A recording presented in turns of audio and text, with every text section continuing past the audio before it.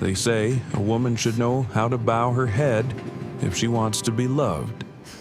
But if you were her, would you bow yours on a cold winter morning in 1886? Evelyn Carter stood still on the snow-covered platform of Iron Creek, Wyoming, in her hand. The telegram trembled from the biting wind and from the pain inside her chest. Send her back, too stubborn. Just 4 words yet, they shattered her dream of a new beginning and slammed shut the last door of hope. Evelyn didn't cry. She only looked toward the distant snow-capped hills, where the wind howled like a call to freedom. A woman sent back in the harsh frontier, would she break or dare to rewrite her own fate? And right then, Jonas Whitaker, a quiet, rugged cowboy, saw it in her eyes, a flicker of fire, a light this land had long forgotten. If it were you, standing in that cold, in that silence and loneliness, what would you do? Hit like, share, and subscribe to join us in this story, a tale of pride, freedom, and a love that rises against the wild winds of Wyoming. They say a woman should lower her head to be loved. But on that morning, Margaret Ellison stood tall. That morning, at the dusty train station of Silver Creek, Montana, a small town where iron locomotives roared across the dry prairie winds, Margaret stood alone. Late winter snow still clung to the ground, thin sheets of white frost lining the steel tracks, glinting under the sharp morning sun. There she was, motionless, her worn wool gloves hiding half-frozen, trembling fingers. In her hand, a hastily folded slip of paper, the telegram, handed to her by the station clerk who couldn't quite meet her eyes. Send her back, too stubborn. 4 simple words, but they cut like a blade of ice to the heart. Margaret didn't cry. She didn't rage.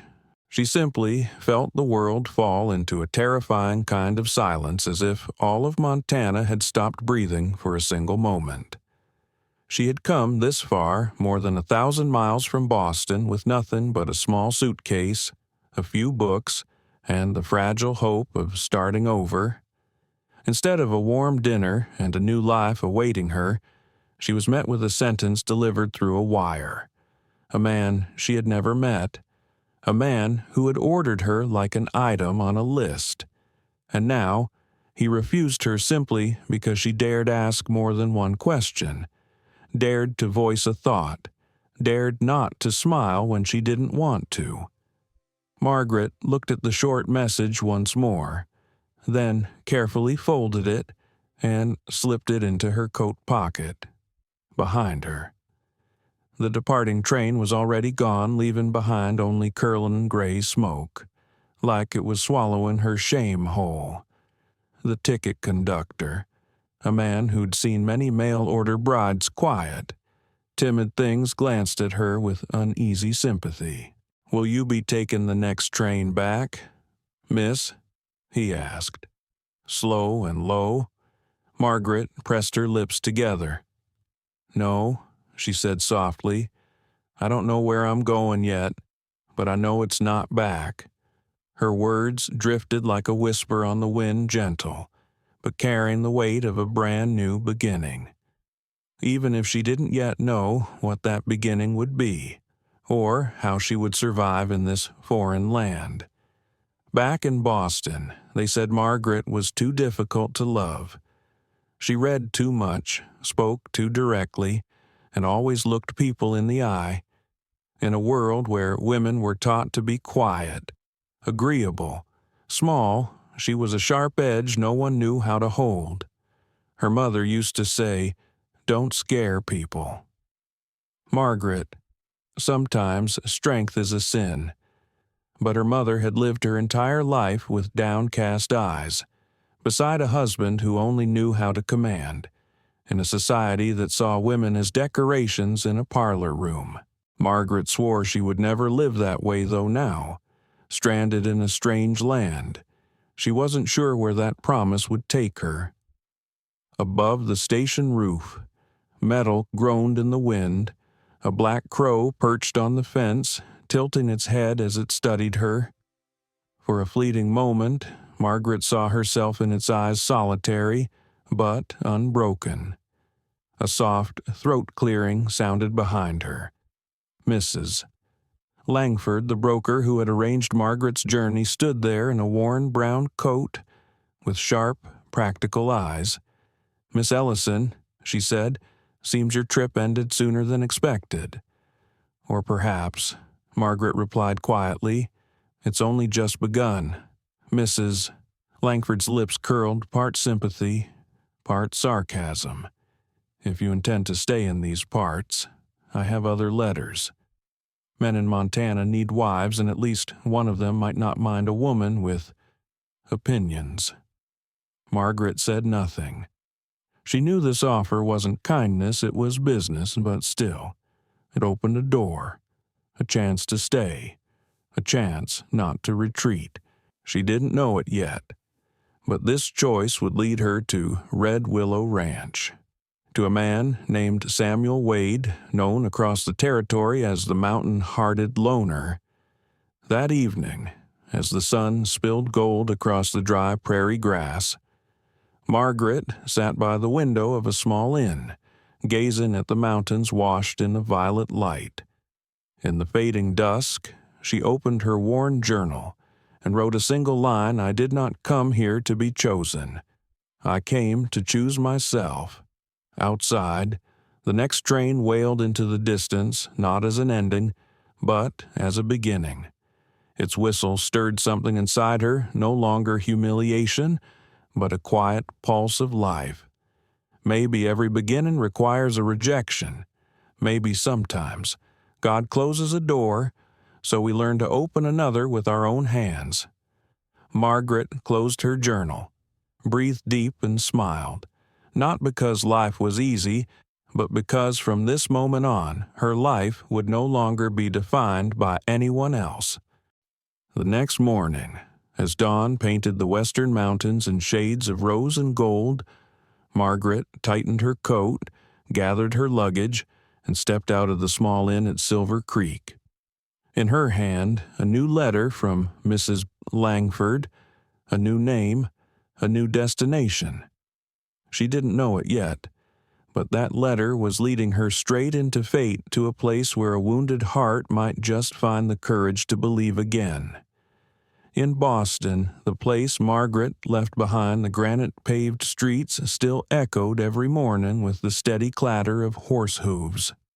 The city moved like clockwork, precise, orderly, polished, and always within the bounds of propriety. Women there were taught that the finest thing they could be was silent. They spoke softly, walked lightly, and smiled just enough to never make anyone uncomfortable. Margaret once belonged to that world, the world of silk dresses, afternoon teas, and conversations measured word by word so as not to bruise a gentleman's pride. But inside her, there was always a wind blowing the opposite way. When her father died, the large house in Beacon Hill became suffocating. People whispered that she should marry maybe a professor or a banker, but no one ever asked what she wanted. And so, one October day, she looked out the window at the fallen maple leaves and realized she no longer wished to live inside a gilded cage. Montana, where she stood now, was another universe. Here, freedom wasn't a gift. It was a trial by fire. Colorless hills stretched beneath a pale sky. Cattle wandered to the horizon, and the wind carried the scent of dry grass and burning wood. People didn't have time for daydreams. In Silver Creek, a day was measured by how hard you worked and whether you were brave enough to make it through the cold night. The first time Margaret saw this land from the train window, she felt two things at once: fear and fascination.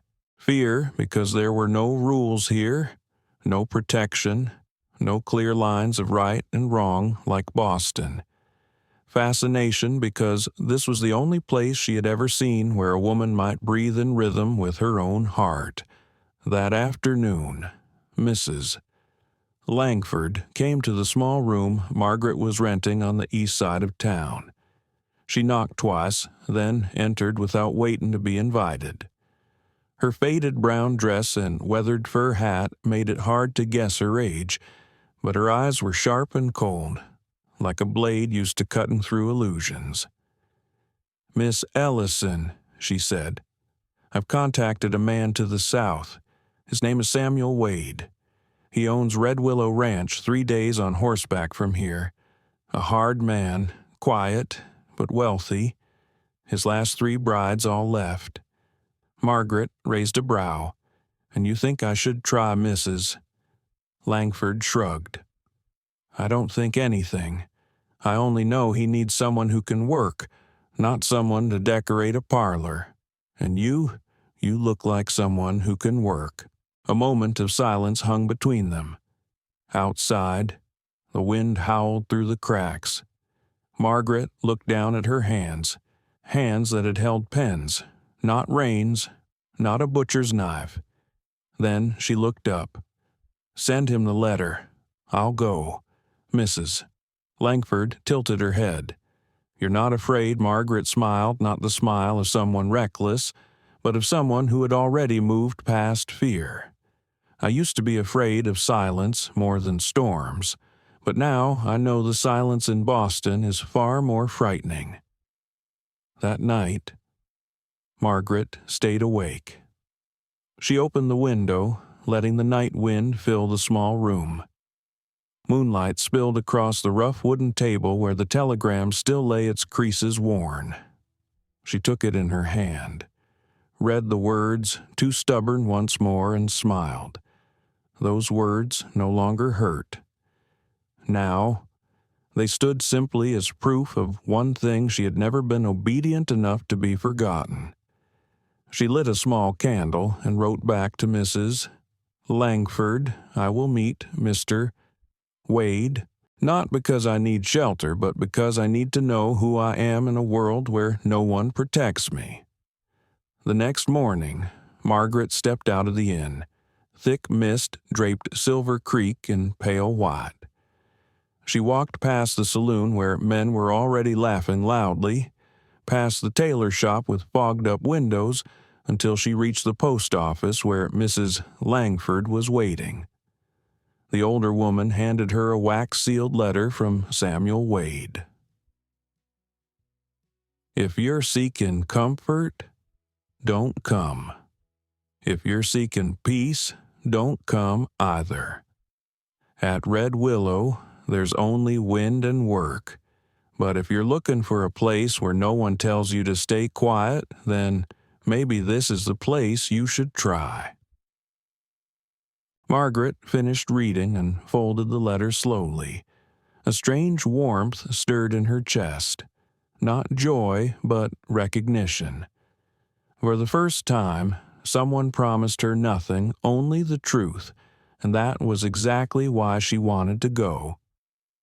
As the sun began to rise, thin columns of chimney smoke drifted like silk scarves across the sky.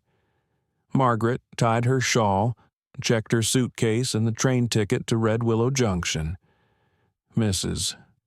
Langford shook her hand, her palm cold, dry, but for a brief second. There was something like respect in her eyes. "Miss Ellison," she said quietly, "I hope you find what you're looking for. But out here, don't expect anyone to help. Everyone's fighting their own battles." Margaret nodded. "I don't expect help, ma'am. I only expect to live truthfully."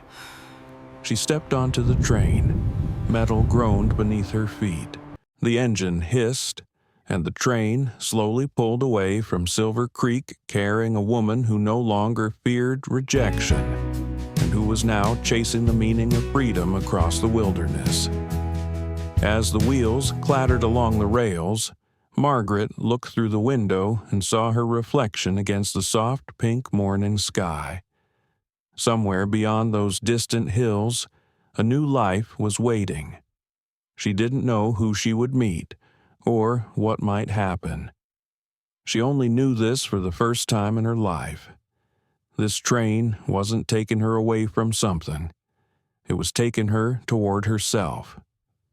The train journey lasted 2 full days and nights, crossing endless stretches of land where not a single rooftop could be seen. Margaret Ellison sat by the window, staring out at the copper-colored sky of the open plains.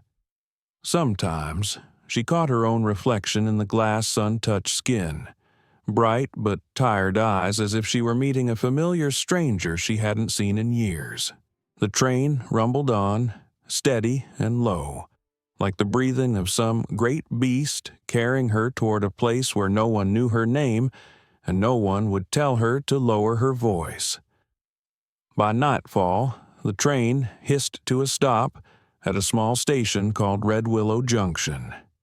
Margaret stepped down into the mist and the damp smell of coal. She carried only a single suitcase and a worn hat yet inside her.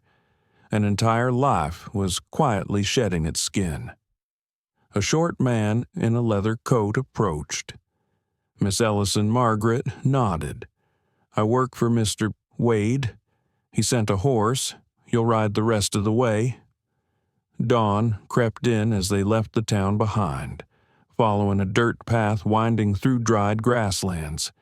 In the far distance, mountains rose under a blanket of mist, tall and still, like silent guardians. In that vast quiet, Margaret felt small but not fragile. The man beside her didn't speak much. From time to time, he only turned back to say, "Hold the reins tight." By the time the sun climbed higher, he pointed toward the horizon. "That's Red Willow Ranch." Before her, a small valley opened, a thin stream curling past a field of golden grass. A lone wooden house stood among a cluster of dark red willow trees, the trees that gave the ranch its name. And, by the fence, a man was driving stakes into the ground.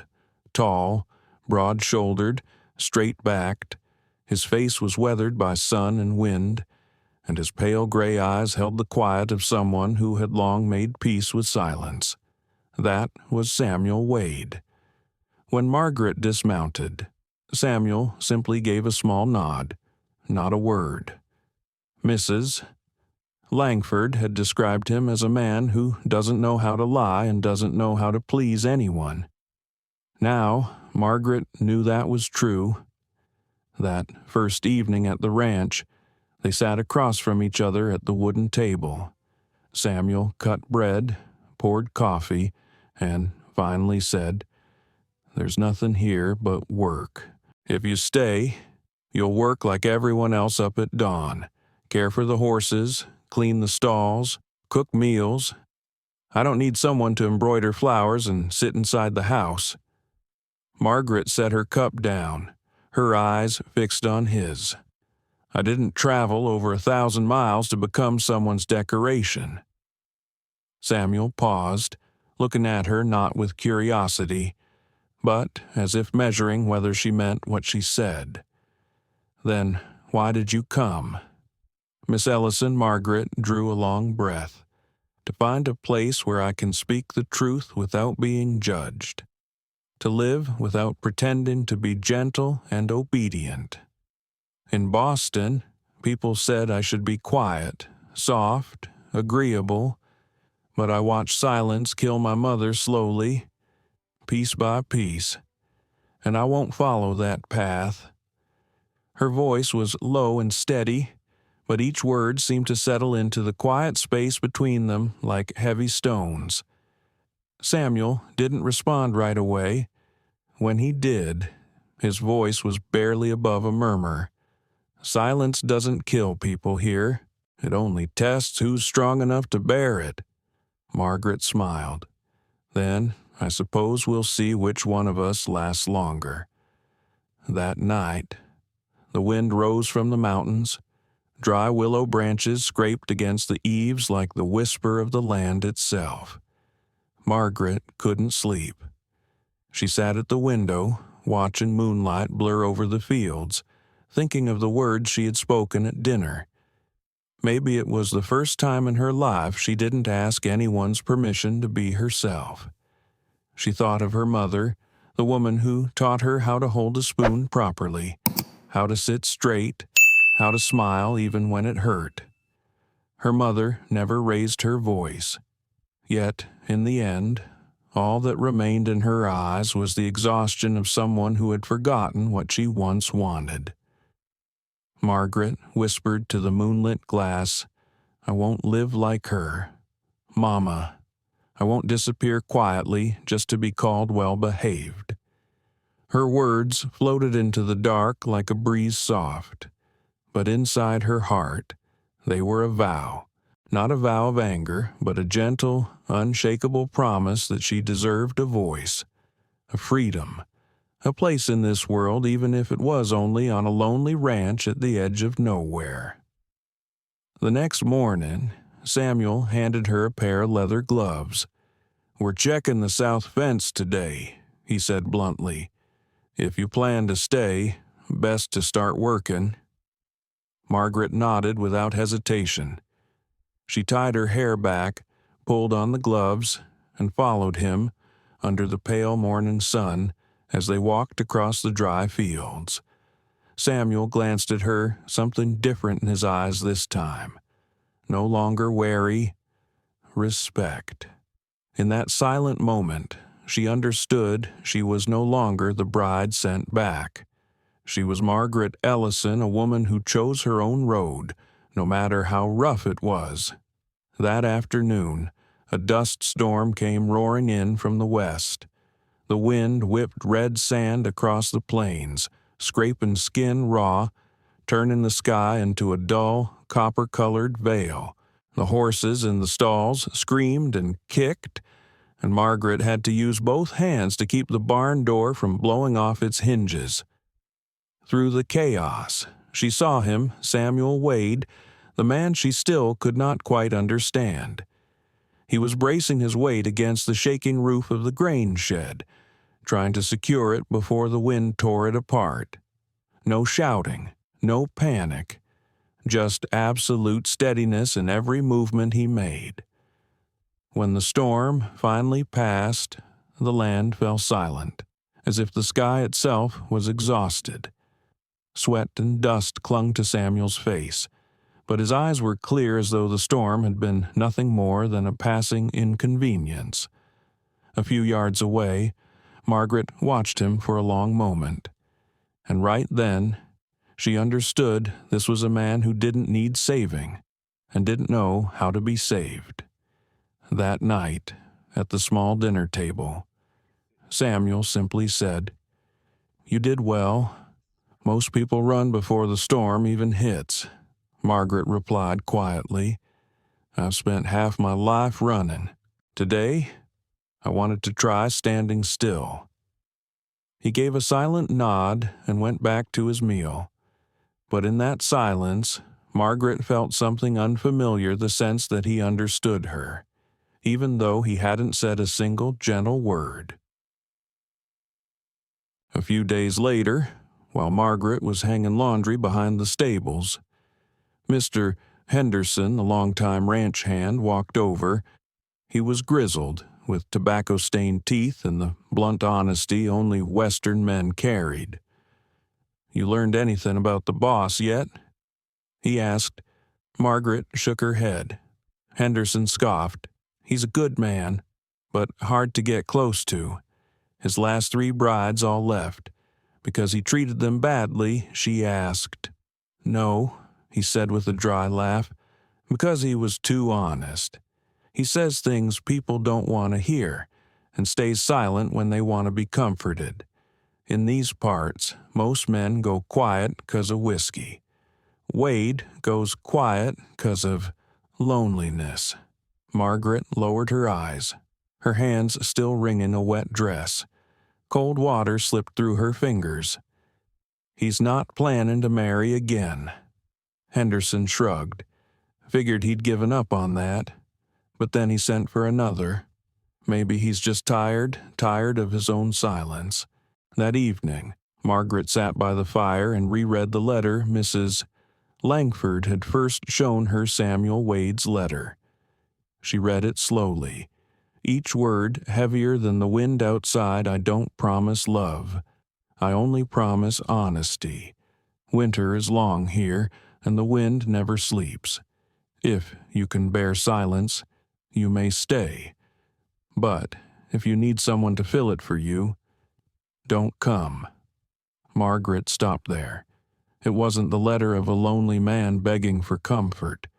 It was the letter of someone who had accepted emptiness as part of his blood, a man whose honesty could cut deeper than cruelty. She folded the letter, pressing her hand gently to her chest. Her mother's old words rose in her mind. The most honest men, darling, are often the loneliest.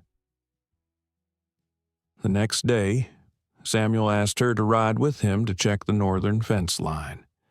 They rode side by side for a long while without speaking, only wind and the creak of leather saddles between them. When they finally stopped by a small stream, Samuel asked, "Anyone waiting for you back in Boston?" Margaret smiled faintly. "Only my past." He watched her quietly. "You don't seem afraid of being alone." "I'm not," she replied. "I'm only afraid of living a life that isn't mine." Samuel nodded. "You know, the last 3 who left said I was cold. Maybe they were right. I don't know how to say soft things, but I never meant to hurt anyone."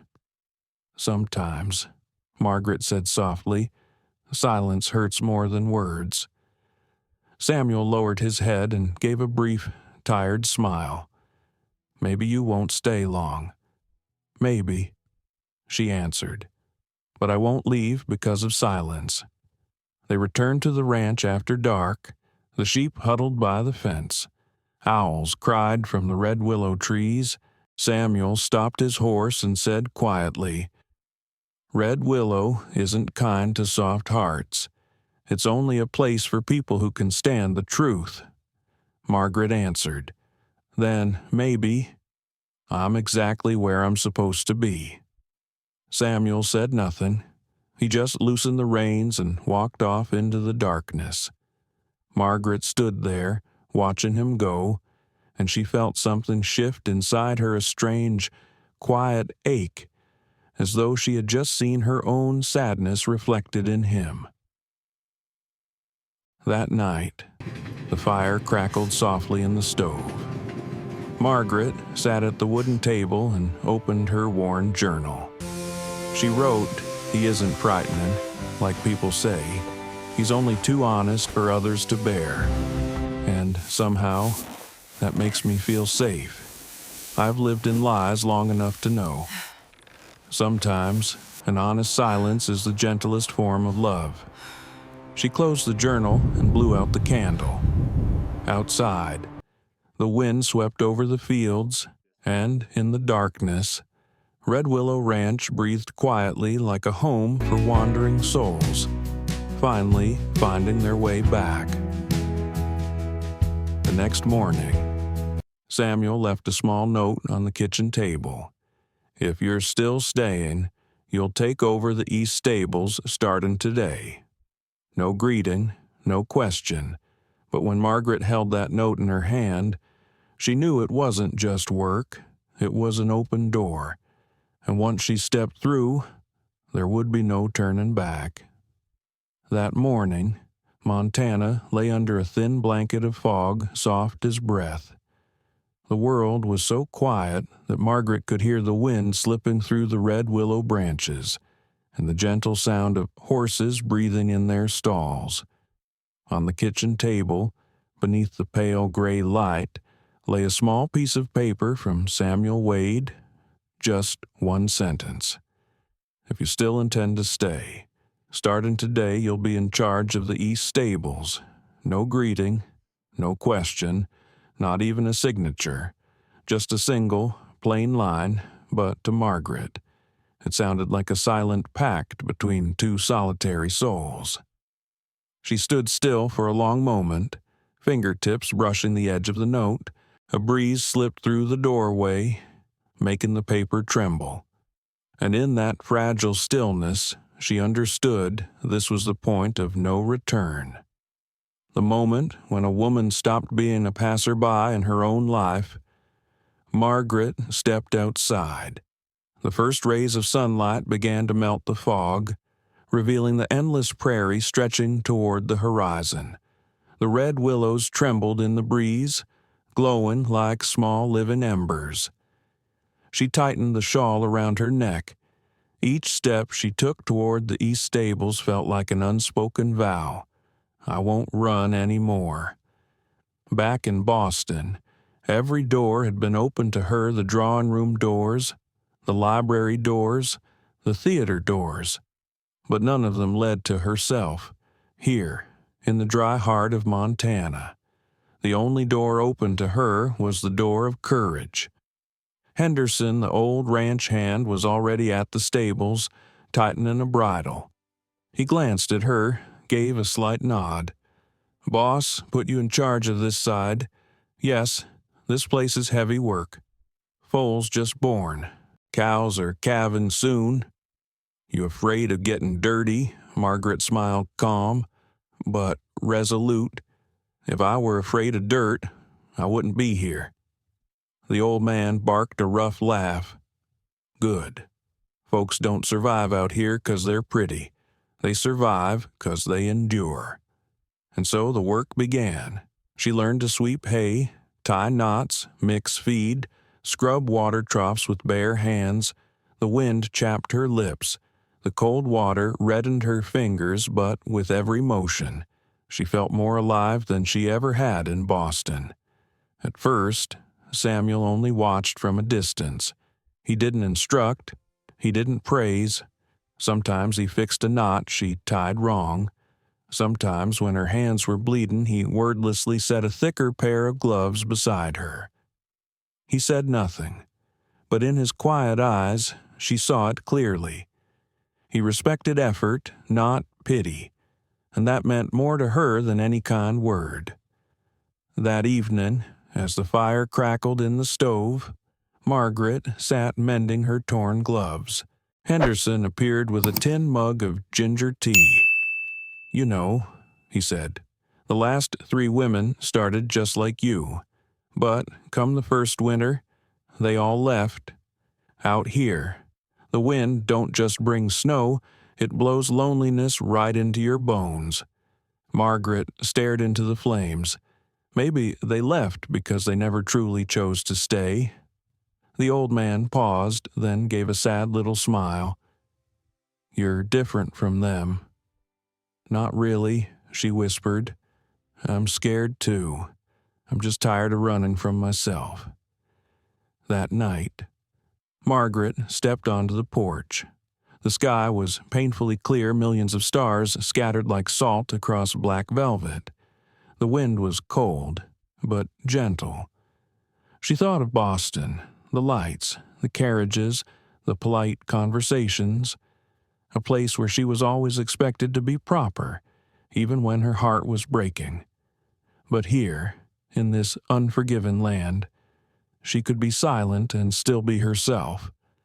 No one told her to smile. No one judged her for being quiet. She looked up at the stars and whispered, "Maybe freedom doesn't come when someone chooses you, but when you choose for yourself and bear the weight of that choice." The next morning, Samuel found her by the fence.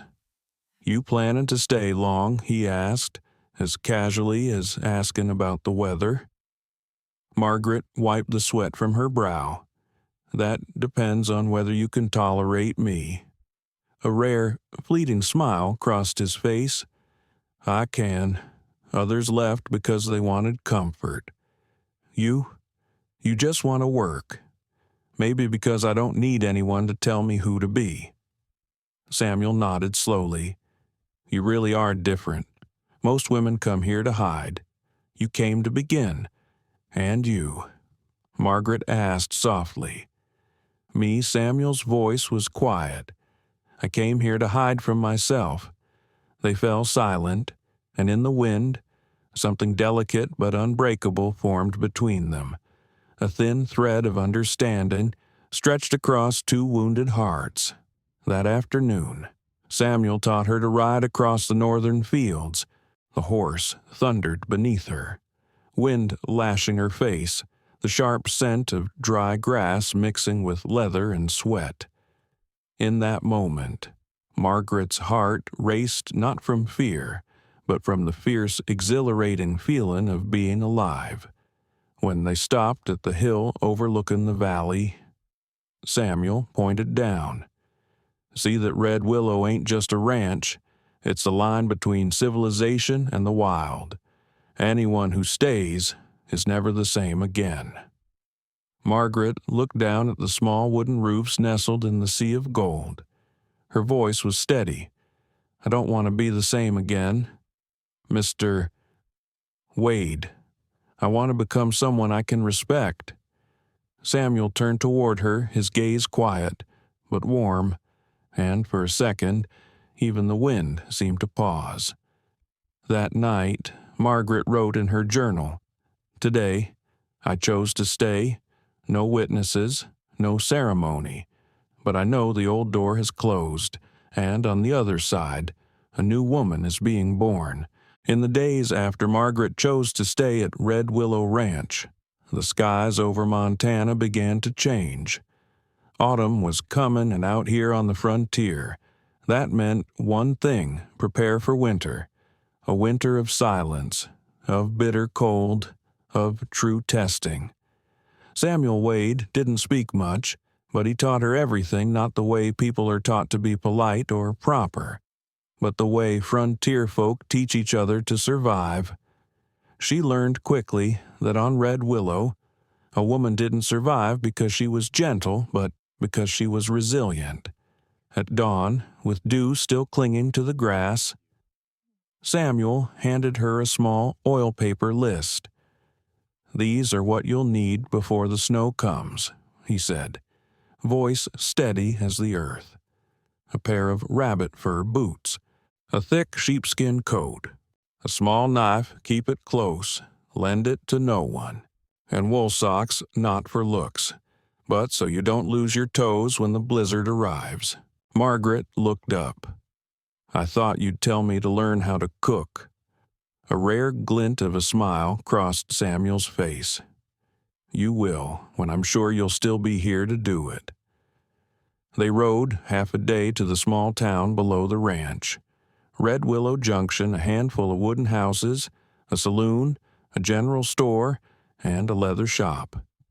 People stared at her with curious eyes. A city woman, clean-faced, uncalloused hands, arriving beside Samuel Wade, a man everyone knew, but few dared to talk to. At the leather shop, the shopkeeper, a woman around 50 with a knowing gaze, smirked. "Mr. Wade, bringing in another one," Samuel replied calmly. "No, she brought herself." The woman looked at Margaret, softened, and said, "Then she'll last." Margaret picked a pair of brown fur boots, snug around her ankles, a soft but heavy sheepskin coat, and a wooden-handled knife that fit perfectly in her palm. Holding them, she didn't feel like she was buying things. She was touching the lifeline of this land. They rode home beneath a copper sunset. Samuel showed her how to tie rope knots, how to build a fire from dry wood, how to test wind direction before burning grass. Simple lessons, but vital ones. Once, when she slipped in the barn and laughed out of embarrassment, he only said, "Laughing is fine. Just make sure you stand up quicker than you fall." She remembered that, not because it was harsh, but because it carried a quiet kind of faith. He believed she wouldn't give up. At night, after work was done, Margaret would sit on the porch, moonlight silvering the roof.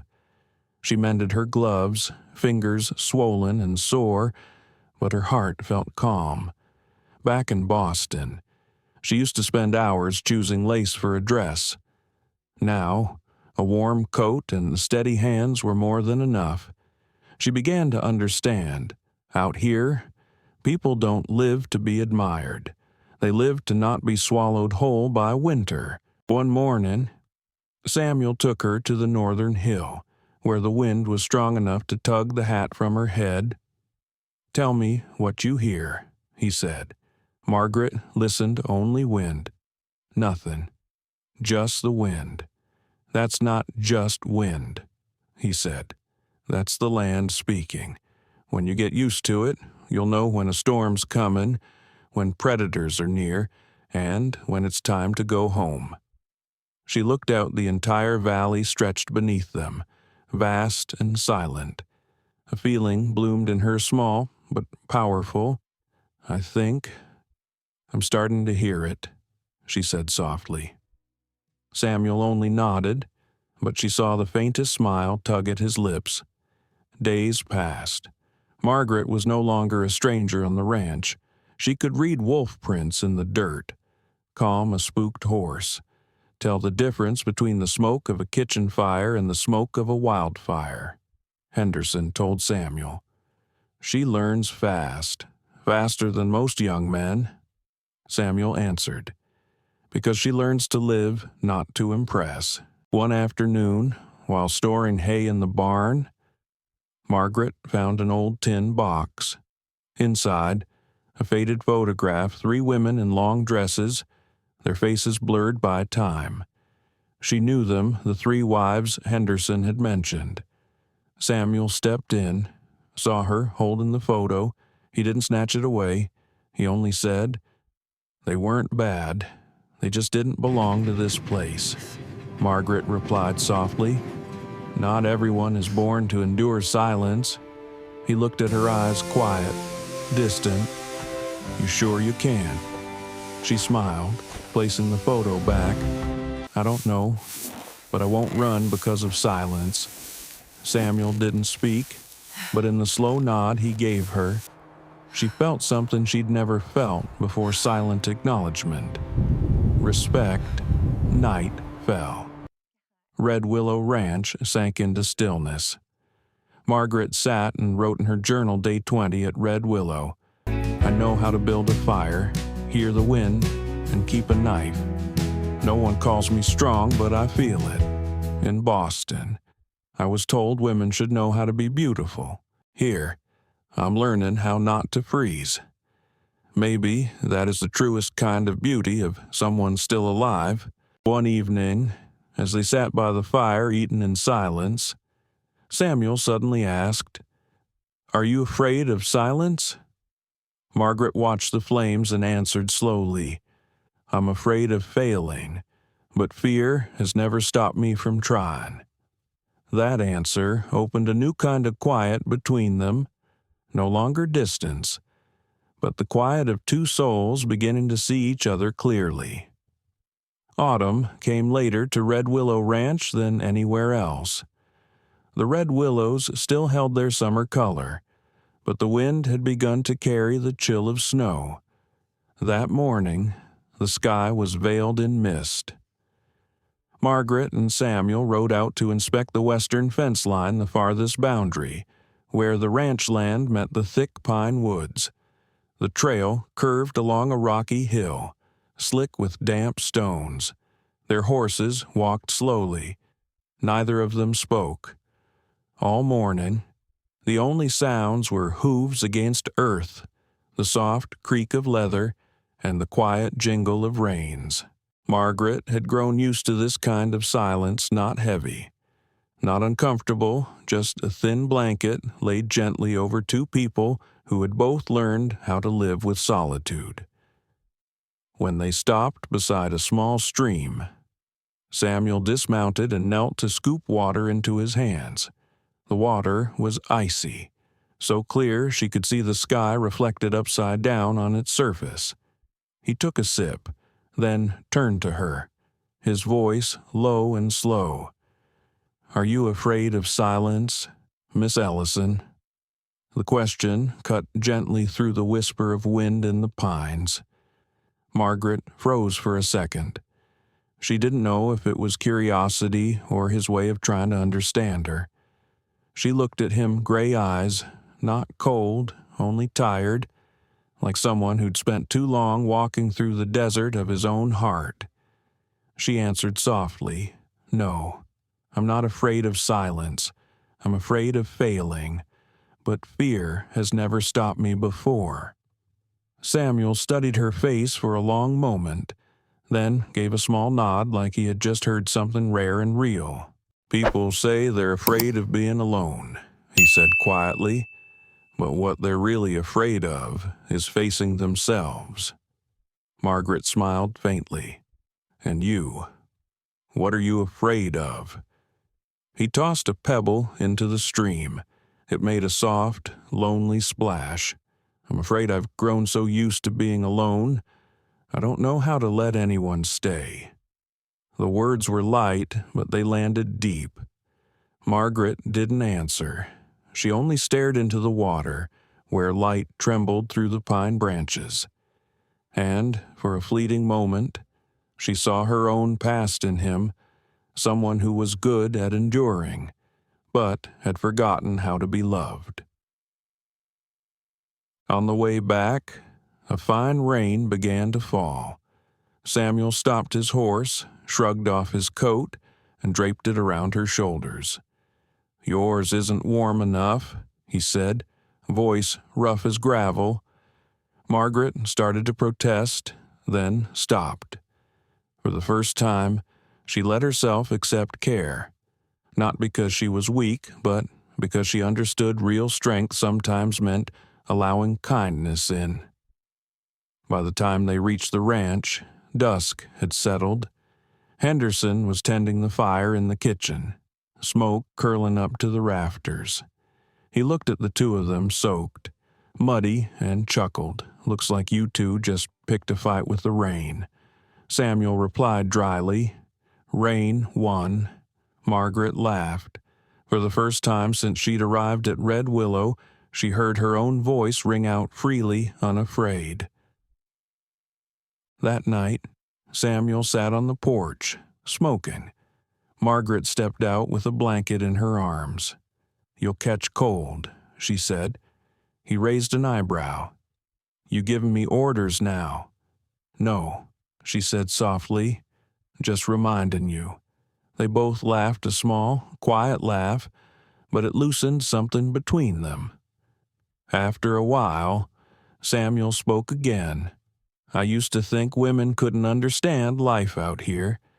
They came with ideas of romance and left with their hearts broken. But you're different. You're not here looking for love." Margaret answered, "No, I'm here looking for the truth. And here, I've found it rough, cold, but real." Samuel looked out at the fields, wind brushing over the pale grass. "You know," he said slowly, "I thought I was born to live alone, but some nights, when I hear the horses breathing in the dark, I think maybe God's tired of me talking to myself." Margaret smiled, a glimmer of sadness in her eyes. "Maybe that's why God sent me, so you wouldn't have to." Samuel didn't answer, but he looked at her then, and in the flicker of firelight from inside, she saw it not just loneliness in his eyes, but the small, quiet hope of trusting someone again. The days that followed were quieter still, but no longer empty. When they worked, Samuel didn't have to speak much. A nod, a glance, a gesture. That was all it took for Margaret to understand. Henderson noticed. He grinned and said to her, "Mr. Wade ain't easy to get close to. If you get him to say one more sentence than usual, you've already won." Margaret smiled back. "I don't need him to talk much. I just need him to listen when I do." Late at night, when the ranch was asleep, Margaret wrote in her journal by the flickering oil lamp, "He asked if I fear silence. I think it's not that I don't fear it. It's that I've learned how to listen inside it, in the wind. I hear my heart settling. In his eyes, I see a kind of truth I've searched for all my life. Maybe two lost souls can find each other not through words, but through the quiet understanding between breaths. She closed the journal and looked out the window. Moonlight stretched across the red willow trees, and the wind whispered over the roof like a distant voice from an old memory. But life at Red Willow never stays gentle for long. A few days later, the first snowstorm of the season came early. Henderson injured his hand. Samuel had to ride into the forest to hunt the mountain lions stalking their sheep. And for the first time, Margaret had to hold the ranch together alone. It was then she learned strength isn't the absence of fear. It's standing firm when there's no one left to lean on. The first snowstorm of that year came earlier than anyone expected. Over the Montana sky, clouds gathered thick and heavy like a gray blanket. The wind tore through the red willows around the ranch, howling like a beast waking from sleep. Henderson slipped while checking the fence and badly sprained his right arm. He couldn't work. Samuel had to ride into the forest, tracking the mountain lion stalking the newborn lambs up north. And so, on the entire ranch, only one person remained, Margaret Ellison. She stood on the porch, watching snow fall in wide, silent sheets across the field. She had never felt so small, and yet never more alive. That first morning, she rose before dawn. The horses neighed restlessly in their stalls. The cows bawled for dry hay. She hauled heavy feed sacks with numb hands, her breath turning to smoke in the air. Everything seemed against her, the cold, the loneliness, the fear, but she kept going, one task at a time. She brushed horse manes, shoveled manure, checked the leaking barn roof, then lit the fire. Her hands bled from the coarse rope, but she didn't stop, and when the fire finally caught, she stared at the flames and smiled. A small, trembling smile, the smile of someone who had just won against herself. By midday, snow was falling harder. Henderson called from inside the house. Voice strained Miss Ellison. "You don't have to do it all. Let me rest," she said gently. "I've got it." Her voice held no pride, no challenge, only quiet certainty. She gathered eggs from the chicken coop, scrubbed the kitchen, mixed flour and water to bake bread, the first loaf she'd ever made from rough flour and warm water. It wasn't pretty or soft, but the smell filled the house with something almost like warmth. That afternoon, she walked to the south fence. Snow reached her knees. The wind whipped her face like tiny lashes. She thought of Boston fireplaces, velvet chairs, quiet afternoon teas, but the memory faded like breath in cold air. Even if she went back, she knew she wouldn't fit in anymore. The woman she used to be had been left somewhere out on this white field. She worked until her fingers went numb, and in that exact moment, exhausted, freezing, alone, she realized something. She wasn't afraid of silence anymore. Silence was no longer the enemy. It had become a companion. 3 days later, Samuel returned, snow-covered coat, a long gash across his shoulder from the lion's claw. He unsaddled his horse and looked around the ranch, the stalls cleaned, hay stacked dry, fences patched, kitchen smoke rising steadily. He saw Margaret chopping firewood on the porch, her hands dirty with mud, cheeks flushed red from cold. "You did all this?" he asked. Margaret paused, wiped her forehead, and answered simply, "Someone had to." Samuel stepped closer, silent for a long while, then said in a low, warm voice, "You worked faster and cleaner than I expected." Margaret gave a tired smile. I don't need praise, Mr. Wade. Just trust." He looked at her, and in his eyes was something hard to name. Not surprise, not admiration, but respect.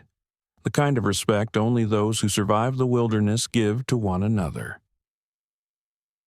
That night, when all was quiet, they sat by the fire. Henderson had fallen asleep in the corner, and the wind still howled outside the walls. Samuel handed her a steaming cup of coffee. "You know," he said slowly, "most people come here thinking they'll find the Western dream, open skies, freedom, love, but the truth is, this land gives nothing for free." Margaret watched the flames and answered softly, "Maybe that's why I stayed." Samuel tilted his head, waiting. In Boston, life was easy, but I was never really alive. Here, I fight wind, snow, fear, but every morning, I know I'm still living. Samuel didn't speak. He had never heard anyone talk about the frontier like that, not with fantasy, but with gratitude. The next morning, the sky cleared. Sunlight struck the fresh snow, too bright to look at. Margaret and Samuel went to the stables. He showed her how to dress a horse's wound with linen and fireplace ash. She worked slowly, carefully, her hands steady. Samuel stood beside her, saying nothing, but his eyes were softer. "You've got good hands," he said at last. "The horses trust you now."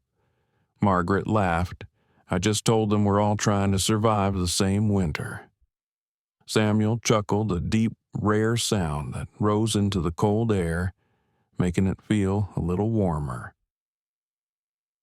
Later that day, Margaret walked to the stream with Henderson to fetch water. They sat under the red willows to rest. Henderson glanced at her and said quietly, "You know, that's the first time I've seen Mr. Wade laugh since his wife left." Margaret answered softly, "I didn't do anything. Maybe this land taught him how to smile again." Henderson shook his head, eyes gentle. "No, you taught him how to trust again." Margaret said nothing.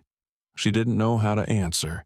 She just watched the stream flow cold, clear, and steady, like life out here, quiet, but unrelenting. That night, Margaret wrote in her journal, her handwriting trembling slightly, "I've faced my first storm alone. I did not fall. Maybe I'm not strong yet, but I'm no longer afraid of being weak. Red Willow doesn't need dreamers. It needs hands that can hold a knife, light a fire, keep a horse alive through the night. And now, I finally understand what it means to belong somewhere." She closed her journal and looked out the window. Moonlight lay across the snowy prairie, quiet, vast, and painfully beautiful. Softly, she whispered, "Thank you, Red Willow, for making me become myself." The days that followed, the snow began to melt, revealing the first patches of spring grass. One evening, as Margaret stood by the fence, Samuel said, "If you want flowers, parties, or love words, Red Willow is not the place for you." She turned, looked at him steadily, and replied, "I don't need any of that. I just want to be useful and be myself." This was no longer a conversation between strangers, but a silent promise between two souls, a commitment of the heart, built not from vows, but from trust. Spring returned slowly to Red Willow Ranch. Snow melted, and the small streams began murmuring again along the hillsides. The horses started shedding their winter coats. Tiny green buds appeared on the branches of the red willows, soft as a breath. Margaret stood by the fence, her hands still calloused from the storms she'd survived. From a distance, she could see Samuel repairing the roof of the grain barn, tall, steady, moving with the quiet precision of someone who believed every task mattered. She didn't know when that sight had become familiar, comforting, even necessary. Not a loud, thunderous kind of love, but the quiet peace between two people who had stopped trying to escape. That evening, as the sun dipped behind the prairie, Samuel walked to where she was working along the fence. His voice was low, even as wind brushed over the dry grass. "Miss Ellison, if you want society, parties, flowers, or sweet words of love, Red Willow is not for you." Margaret kept twisting the strand of wire for a moment longer, metal biting into her skin. Then she looked up, her voice calm and sure. "Mr. Wade, I didn't come here for flowers. I don't need anyone to say they love me. I just need to be useful and to be myself." He stood silent for a long moment, studying her. The fading light touched his weathered face wrinkles at the corners of his eyes, the faded scar along his cheek, each one a chapter of years spent with wind and solitude. "Finally," Samuel said softly, "then stay." No music played. No dramatic light broke the clouds. Just a quiet evening on the Montana plains, wind carrying the scent of fresh earth and dry grass. But to Margaret, it was a promise simple and irreversible. In the days that followed, they worked as if they had been side by side for years. Morning, leading the horses to pasture. Noon, sharing bread and black coffee. Evening, sitting on the porch, listening to the crickets. They didn't talk much, but in every simple moment, Margaret felt something wordless fill her chest warmer than friendship, but not yet needing the name of love. One afternoon, when she scratched her hand on the fence wire, Samuel walked over and took her hand to wrap it. He said nothing. His movements were firm but gentle. Margaret watched the blood stain the cloth, then heard him murmuring, "People don't survive here because of dreams. They survive because when they fall, someone is there to help them back up." She answered quietly, "Then, when it's your turn to fall, I'll be the one who helps you up." Samuel gave a rare smile, small but utterly sincere, and between them, a door finally closed the door of loneliness. Sunday came with a sky so clear it looked washed clean. Birds crossed overhead. Henderson brought out a jug of homemade apple cider. "Congratulations, Miss Ellison." He grinned. "You survived your first winter. You're officially Red Willow folk." Margaret laughed, lifting her cup. "I don't think I did all that well," Samuel added dryly. "Not well, just stubborn." She smirked. "In Boston, they called that unladylike." "Here," Samuel said, "we call it staying alive." Everyone laughed. Henderson shook his head. "Lord, you two talk like you've lived together 10 years already." The words made both Samuel and Margaret fall silent. Samuel looked away. Margaret lowered her gaze to hide a shy smile. Maybe the old man was more right than he knew. That evening, a light rain began to fall. Margaret stood on the porch, watching droplets patter against the ground. Samuel stepped out, carrying a heavy coat. "It's cold out," he said. "It is," she replied, "but it feels peaceful. You're used to this place now." "No," she said softly. "I belong to it." Samuel was quiet. Then, in a voice barely above the rain, he said, "As for me, I didn't think I belonged to anything anymore." She looked at him, his gray eyes no longer sharp, but deep and gentle. "Maybe," she said, "you just forgot that sometimes. To belong to a place, you need someone willing to stay with you in it. He didn't answer, but his eyes told her he understood. In the hush of the rain, without a single promise spoken, they stepped through a door together, not into love at first sight, but into trust. Later, Margaret wrote in her journal, "Red Willow didn't give me the kind of love found in books. It gave me cold mornings, rainy nights, and a quiet man who speaks little. But in those rough, ordinary things, I found the holiest of gifts, the peace of knowing I no longer walk alone." A few days later, Samuel and Margaret worked together, replacing the ranch's old fence posts. Henderson joked, "Keep this up and I'll be out of a job." Samuel replied, "No, you won't. You'll still handle the loafing." They all laughed, their voices drifting across the golden grass. Somewhere in the distance, a train whistle called from Red Willow Junction, long and fading into the hills. Margaret paused, looking to the horizon. "That train sounds like the old world," she whispered. Samuel answered softly, "And Red Willow is where the world begins again." But peace on the frontier never lasts long. Only a few weeks later, a harsh windstorm blew in.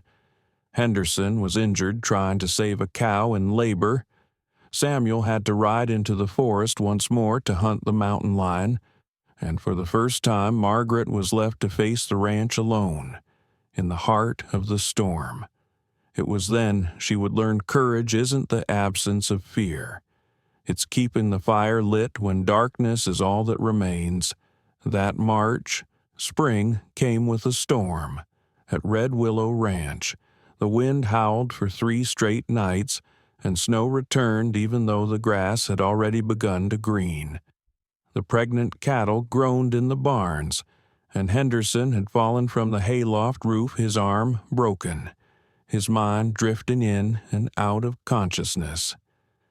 Samuel Wade had no choice but to ride north into the forest to hunt the mountain lion that had killed 3 lambs the week before. Before leaving, he only said one thing: "Don't go outside after sundown. Keep the barn doors locked, and don't let the fire die."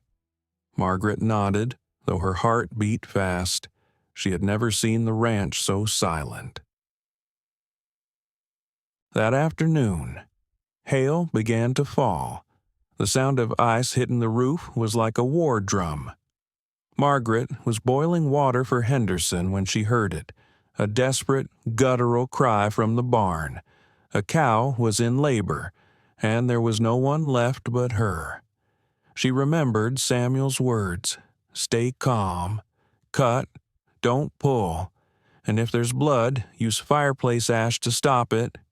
She threw on her coat, grabbed the lantern, and ran. Wind slashed at her skin, snow mixing with mud beneath her boots.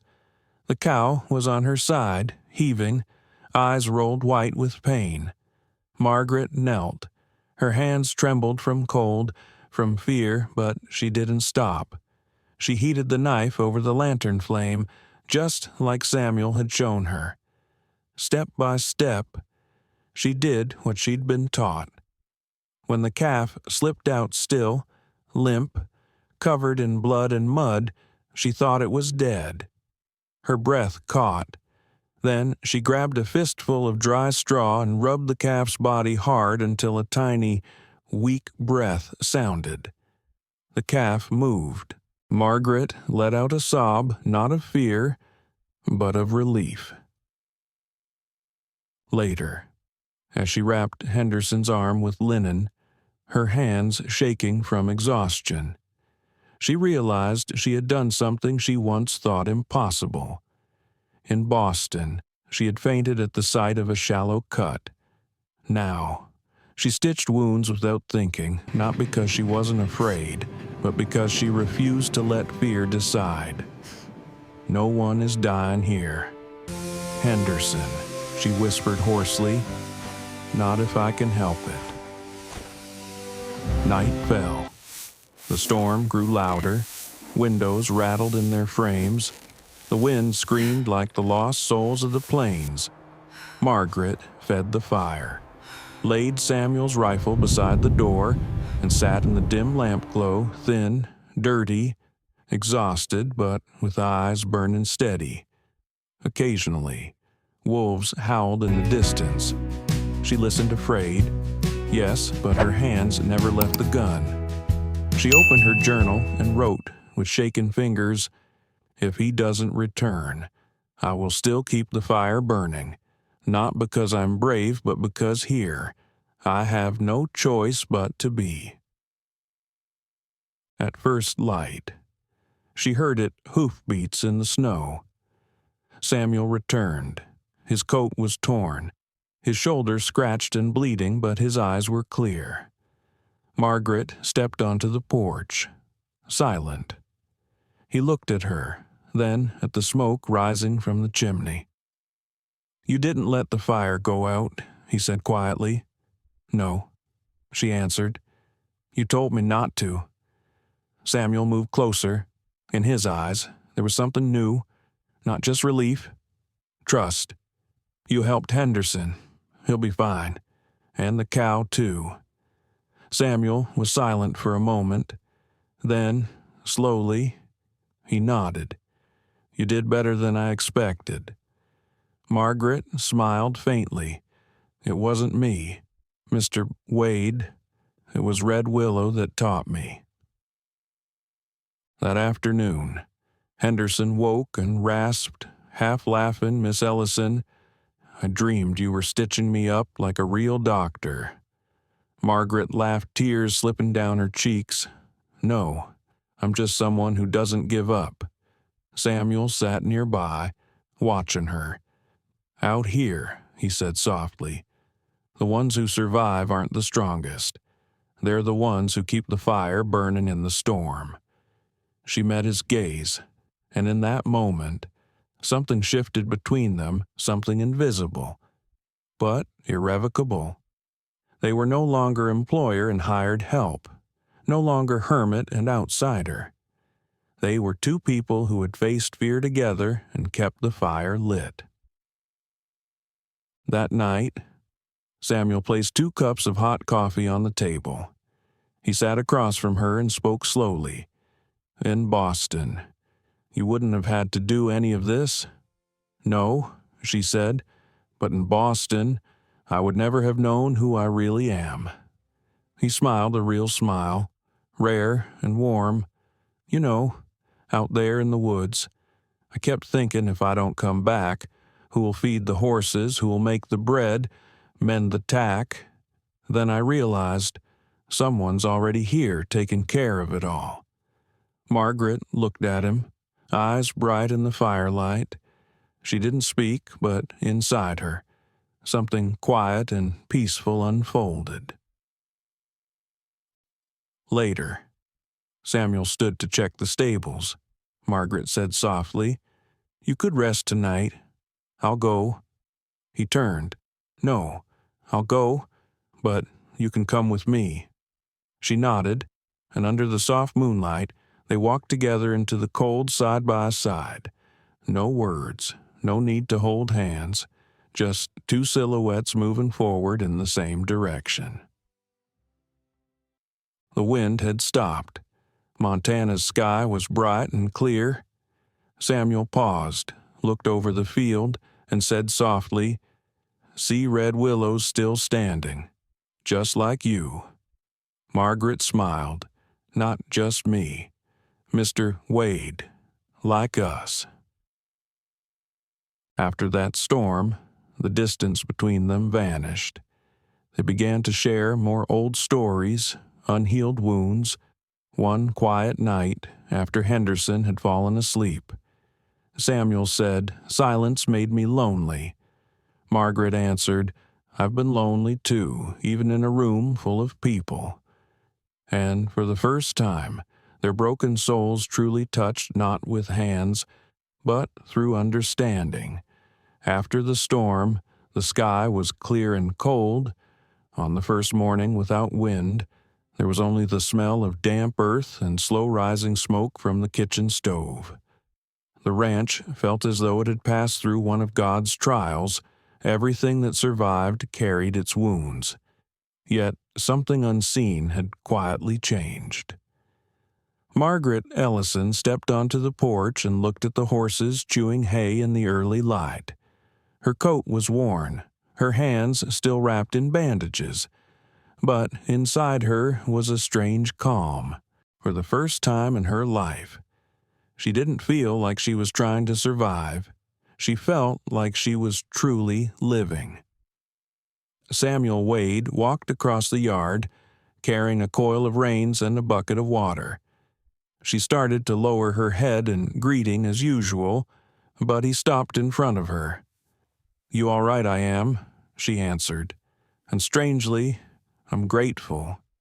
Samuel frowned a little. "Grateful?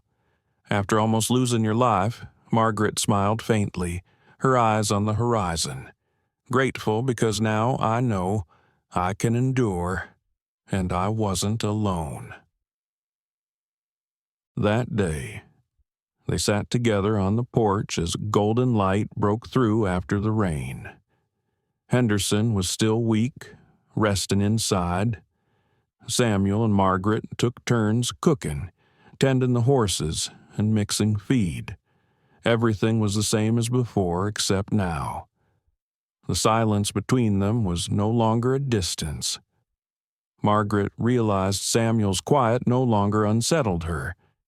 It felt comforting now, like the warmth of a steady fire, not loud or blazing, but constant and kind.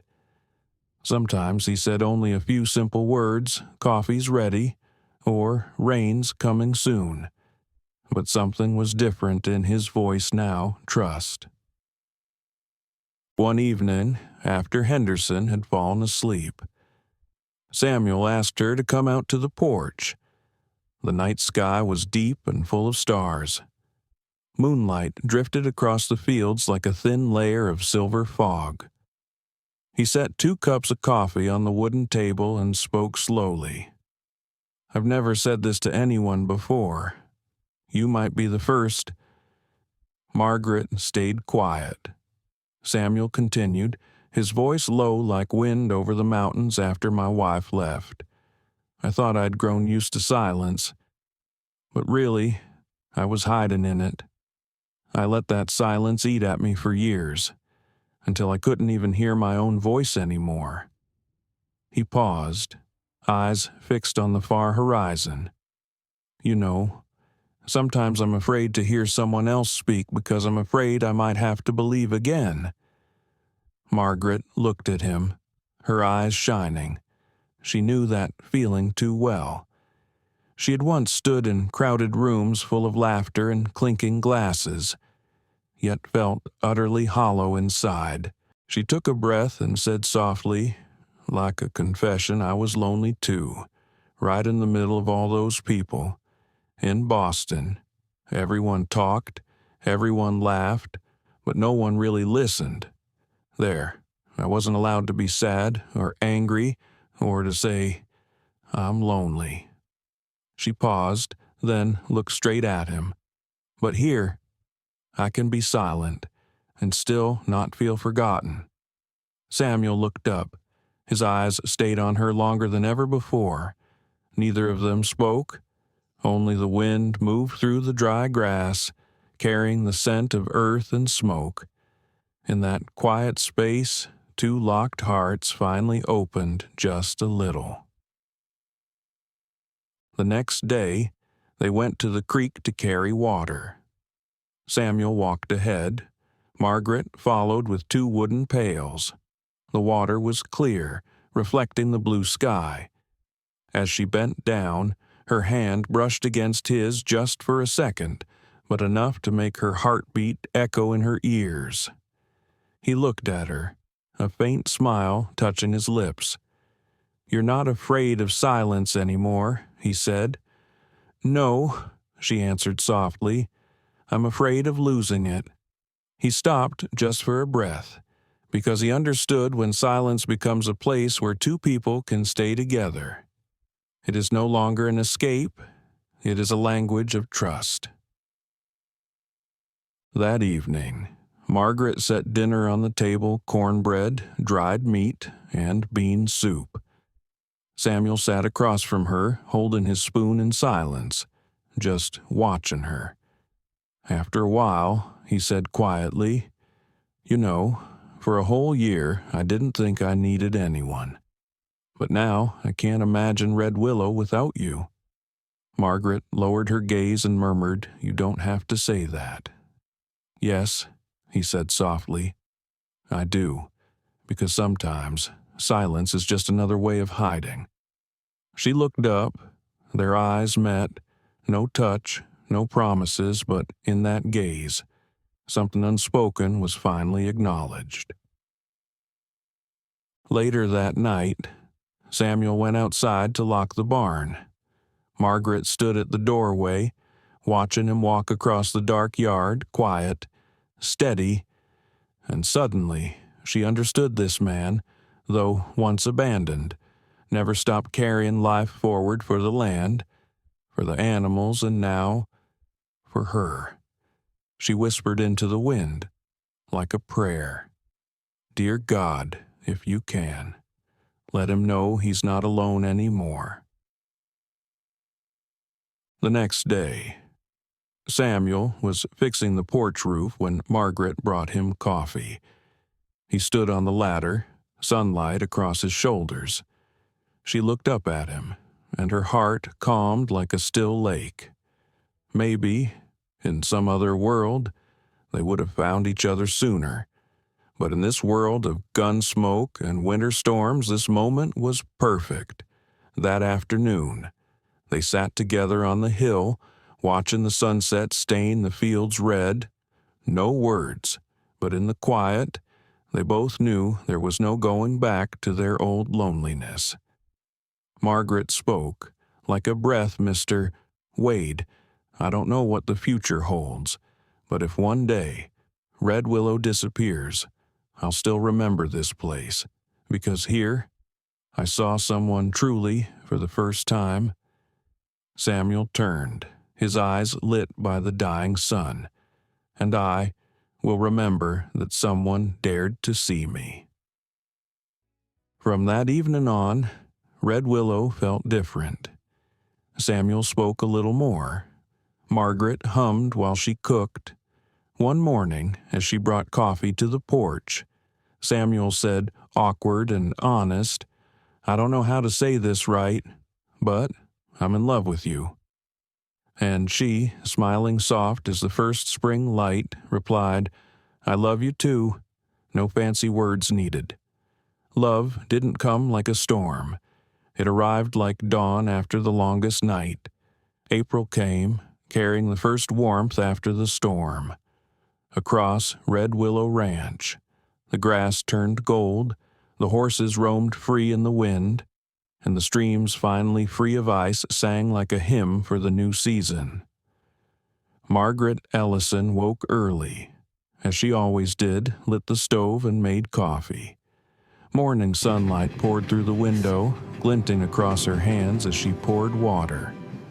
Steam rose, carrying the scent of coffee and damp earth, the smell of life returning. Samuel Wade stepped in, coat still dusty, hair touched with morning frost. He paused just for a breath, looking at her.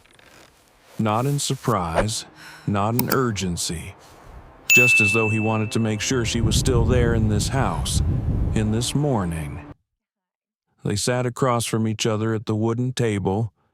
Nothing special, just two old cups, a few slices of cornbread, sunlight cutting across the room.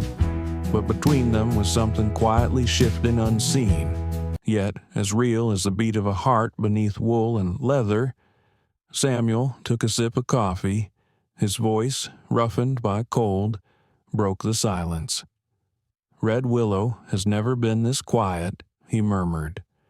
Margaret smiled and looked outside. Maybe winter finally left. He nodded, but didn't answer right away. After a moment, He set his cup down, laced his fingers together, and spoke again, lower, slower. "No, I think it's because you're here." Margaret looked up. The light caught his face, every line around his eyes, every sunburned scar, along with something rare, awkward honesty. "Mr. Wade," she began, but he cut in voice, unsteady. "I don't know how to say this right. I don't know how to do it." But he took a breath and met her eyes. "I love you, maybe clumsily, but I do." Silence fell, only the wind outside, tapping softly against the old tin roof. Margaret didn't speak for a moment, not because she was shocked, but because something deep in her chest stirred awake something she'd long thought was gone, the belief she was worthy of love. Then she smiled a small, gentle smile that warmed the entire room. "Samuel," she whispered, "I love you too. No fancy words needed, just the truth." He held her gaze, and in that quiet, two weather-worn souls found something whole, not because they were perfect, but because they dared to open their hearts again. From that day on, Red Willow changed. Not with grand gestures or loud laughter, but with small, ordinary things. Samuel leaving his coat on her chair on the cold mornings, Margaret mending his worn leather gloves. The way they stood side by side at dusk, just watching the fields without saying a word. Henderson was the first to notice. One afternoon, he saw Samuel waiting by the stables just to hand Margaret a warm loaf of bread she'd baked. "Well, I'll be," he laughed. "Ain't never seen the boss blush before Samuel turned away." But Henderson called after him, grinning. Folks out here love the frontier. Way few words, but all heart. Margaret heard it from the barn and smiled soft as spring sunlight. One night, silver moonlight washed over the ranch. Fireflies flickered across the grass. Margaret asked softly, "Did you ever think you'd love someone again?" Samuel's voice was low, like it rose from the soil itself. "No, I thought that part of life was over." And now he turned toward her, a tender smile crossing his face. "Now I think maybe life isn't over yet." She looked at him, eyes bright beneath the stars. Then, for the first time, she reached out and laid her hand over his. Not a passionate grasp, but the calm certainty of someone who has finally found where they belong. A week later, Samuel brought her a small wildflower, not a rose, just a sprig of white willow blossoms from the creek side. He set it on the kitchen table and said quietly, "Red willow doesn't grow flowers, so this is the closest thing I could find." Margaret picked it up, smiling. "It's beautiful. It doesn't need a silver vase." "Why not? Because it'll wilt no matter where you put it. But right now, it's perfect, just as it is." Samuel stared at her, and in that moment, he knew he loved a woman who didn't need shelter, only truth. The next morning, Margaret stepped outside as Henderson loaded hay. He glanced at her and grinned. "Miss Ellison seems the boss has been eating a lot more breakfast lately."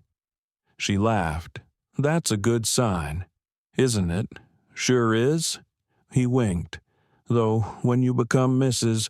Wade, I'm afraid he'll stop letting me sleep in." They both burst into laughter. And in that laughter, Margaret realized Red Willow was no longer a place she'd come to escape. It had become home. That night, by the fire, Samuel spoke of things he never had about his father who died on the trail west, about his first wife who left because of loneliness, about the years he lived like a shadow. Margaret didn't interrupt. She only listened, hands clasped over her wool shawl. When he fell silent, she said softly, "You weren't someone who deserved to be left, Samuel. The world just wasn't ready to stay with you back then." He looked at her, eyes wet, voice low. "But you were ready." They sat until the fire died to embers. Outside, wind whispered through the pines as though singing for two people who no longer needed words. Margaret rested her head on his shoulder for the first time, without hesitation. Samuel didn't say "I love you" again. Instead, he held her hand quiet as a vow I won't leave. Their love had no church wedding, no gold rings, no choir. But on a quiet summer morning, they rode to the courthouse in the Silver Creek and signed their names. No witnesses except for Henderson waiting outside, smiling. From that moment on, Margaret Ellison became Margaret Wade. Not by ritual, but by courage, because some unions aren't made by God's decree, but by two people choosing every day to stay. Time moved quickly on this land like the waters of Red Willow Creek that never stop flowing. 3 years after they signed their names at the town hall in Silver Creek, Red Willow Ranch was no longer the same. New fences stood firm. 10 new foals ran through the pastures, and in the eastern field, the first oats of the season had bloomed golden beneath the sunlight. But the greatest change was not in the land. It was in their hearts. Margaret Wade was now a mother. She gave birth to a baby girl that winter and named her Catherine after Samuel's mother, the woman he often spoke of with quiet respect and gentle longing. The child had ash-gray eyes like her father, and a smile soft as an early summer morning like her mother. The night Catherine was born, snow fell silently outside the window. Samuel sat beside the bed, holding Margaret's hand, his calloused, frontier-worn palm wrapped around the small but steady hand of his wife. Then the first cry of their child filled the room, a small room lit only by a lamp, and the breath of two people who had survived so much loss. Samuel leaned over the baby, wrapped in a wool blanket, and whispered, "The fire in you, Margaret. It's what saved this place, and now it'll live on in her." Margaret smiled, tears falling, but her heart light as the winter wind. "No, Samuel, that fire doesn't belong only to me. It's something we kept alive every day with our hands, our faith, and a love that doesn't need to be proven." The next spring, Red Willow bloomed in full. Catherine took her first steps on the dew-wet grass. Samuel often sat on the porch, eyes following his daughter as she stumbled forward, while Margaret hung blankets by the fence, her hands still rough with earth, but her smile bright as sunlight. Some evenings, the three of them would sit together on the porch, listening to the wolves howl in the distance, an echo that once chilled Margaret's blood now sounded like the background music of life. "They sing to the night," Samuel said once, "to remind us the wild is still out there, still testing us." Margaret replied, quiet but certain, "and to remind us that we're still alive." Henderson was still there, older, slower, but gentler. He taught Catherine to call him Grandpa Hank, and told her stories of the winter storm, of the mother who saved the cattle alone, and of the father who dared to love again after years of silence. The little girl listened with wide eyes, then turned to her mother and asked, "Is it true?" Mama Margaret smiled softly, stroking her hair. "It's true, sweetheart. But what matters isn't what I did, it's that I believed I could." In time, Red Willow became a resting place for those who crossed Montana's harsh land. Travelers stopped for water, horsemen stayed to escape the rain. Samuel always opened the door. Margaret always had tea warming on the stove. They rarely talked about themselves. They listened, they shared warmth, and let the little kitchen fire speak on their behalf. One evening, a young woman from the east arrived. She traveled alone, carrying a worn suitcase. Her face tired, her eyes full of sadness but holding a thin thread of hope. Margaret saw herself in her, who she once was.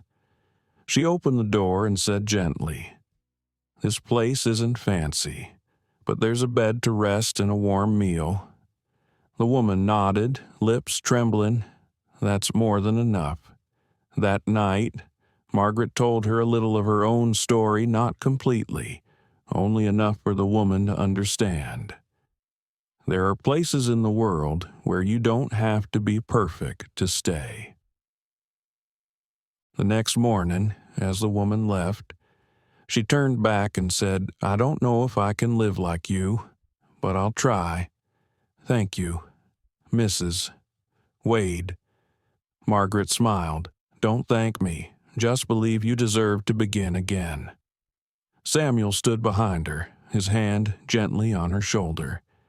He said in a low voice, "You just did something no one did for you back then." Margaret turned and whispered, "We weren't put here to be saved. We're here to light the way for each other." Years passed, and Catherine grew up among the prairie winds. She learned to ride a horse, to start a fire, to plant seeds. But most of all, she learned to look people in the eyes and smile, just like her parents had taught her. One evening, as Samuel and Margaret sat by the fence, Catherine came running, hands full of wildflowers. "Mama, Papa, these are for you." Samuel laughed, taking the flowers. "Where'd you find these by the creek? There are lots of them, and the sunlight there, it feels like it talks to me." Margaret looked at her daughter, pride and gratitude swelling inside her. "Catherine," she said softly, "never let that light go out inside you, because that light is what keeps the world warm." That night, Samuel lit the fire. The flames crackled, lighting the wrinkles by his eyes and the soft glow in Margaret's gaze. "You know," he said quietly, "when I was young, I thought love was something to hold on to. Now I know it's something to pass on." Margaret leaned her head against his shoulder, whispering, "And the fire in our hearts, it's not meant to burn things down. It's meant to keep others warm. We're partners, Samuel, not here to fix each other, but to build together." They sat still, watching the fire dance. Outside, the sound of wolves faded like an old song bidding good night to the frontier. Above, 1,000 stars shimmered witness to a love that didn't shout, but endured like the land itself. Years later, people said that when they passed Red Willow Ranch at night, they still saw firelight in the windows. Some said it was Samuel Wade's fire, the man who once lived in silence. Others said it was Margaret's, the woman who came from the distant east with empty hands and a stubborn heart. But maybe that fire didn't belong to either of them. It was a light of trust, of kindness, of ordinary people on the frontier who taught each other how to love and how to be loved. Even now, Red Willow still stands out on the windswept prairie, where time moves slowly and memories never quite fade. They say if you pass by at dusk, you might hear children's laughter woven into the wind, and if you stand still long enough, you'll understand something simple and deep. Love never ends.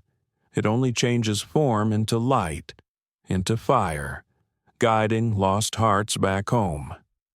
Time moves fast on this land like the Red Willow stream that never stops flowing. 3 years after they signed their names at Silver Creek Town Hall, Red Willow Ranch was no longer the same place it used to be. New fences stood firm. 10 new foals ran across the pasture, and in the eastern field, the season's first oats bloomed gold beneath the sun. But the greatest changes did not belong to the land. They lived in their hearts. Margaret Wade was now a mother. She gave birth to a baby girl that winter and named her Catherine after Samuel's mother, a woman he spoke of with quiet reverence and a soft ache of memory. The child had her father's ash-gray eyes and her mother's soft summer morning smile. The night Catherine was born, snow fell quietly against the window. Samuel sat beside the bed, holding Margaret's hand, his rough, weathered palm wrapped around her small but steady fingers. Then it came the first cry of their daughter, filling the small room lit only by lamplight and the breath of 2 people who had survived more than anyone would ever know. Samuel bent over the newborn, wrapped in wool, and whispered, "The fire in you, Margaret. It's what saved this place, and now it lives in her." Margaret smiled through tears, voice barely stronger than the wind. "No, Samuel, that fire isn't mine alone. It's ours, kept alive every day by our hands, our trust, and a love that never needed pretty words to be real." Spring returned in full. Catherine took her first steps on dew-wet grass. Samuel often sat on the porch, watching her stumble and laugh, while Margaret hung blankets on the fence, her hands dirt-stained, her smile bright as morning. Sometimes, at dusk, the 3 of them would sit quietly, listening to wolves howling in the distance, an eerie sound that once made Margaret shiver, now felt like music that belonged to this land.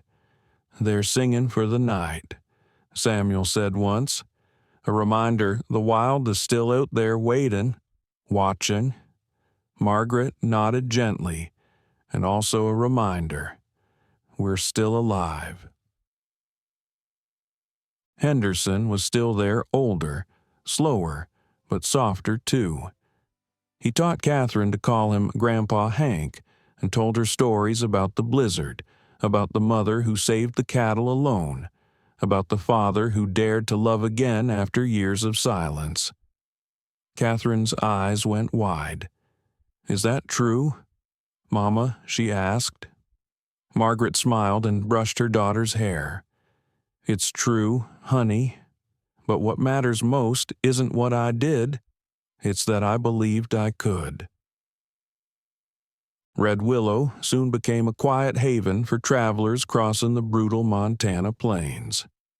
Ranch hands stopped by for water, riders came seeking shelter from storm or dust.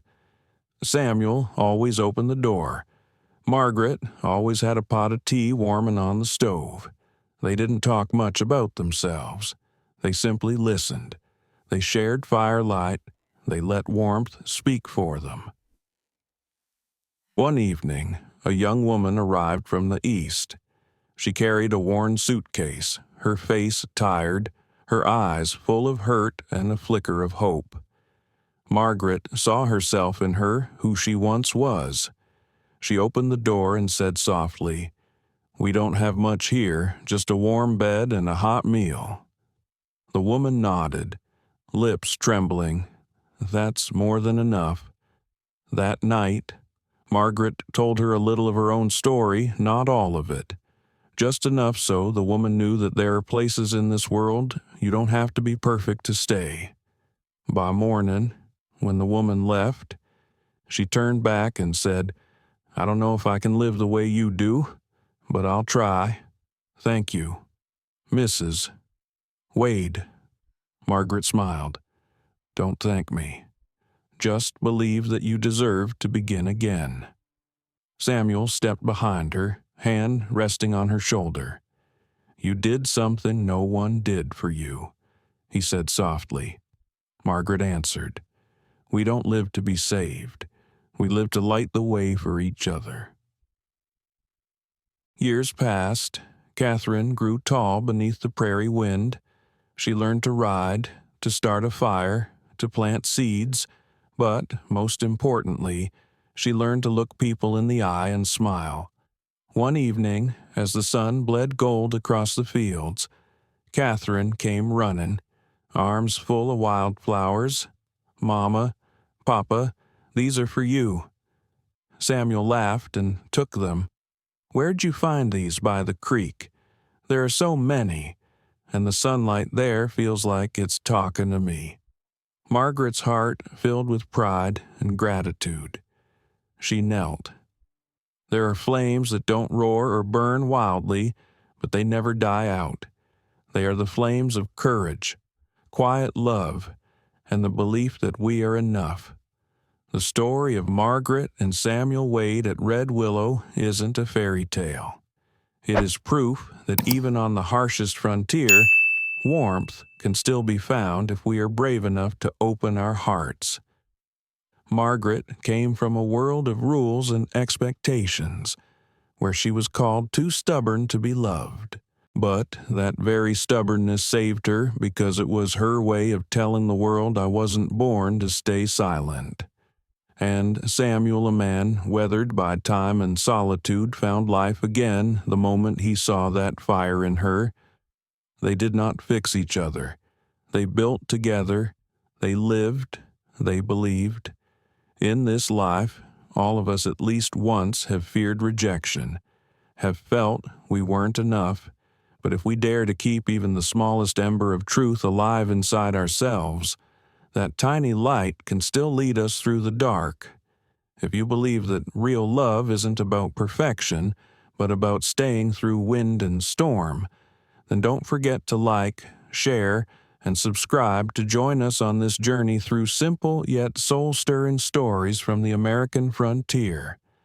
Because every heart deserves to be lit, even if it's only by a single, quiet flame.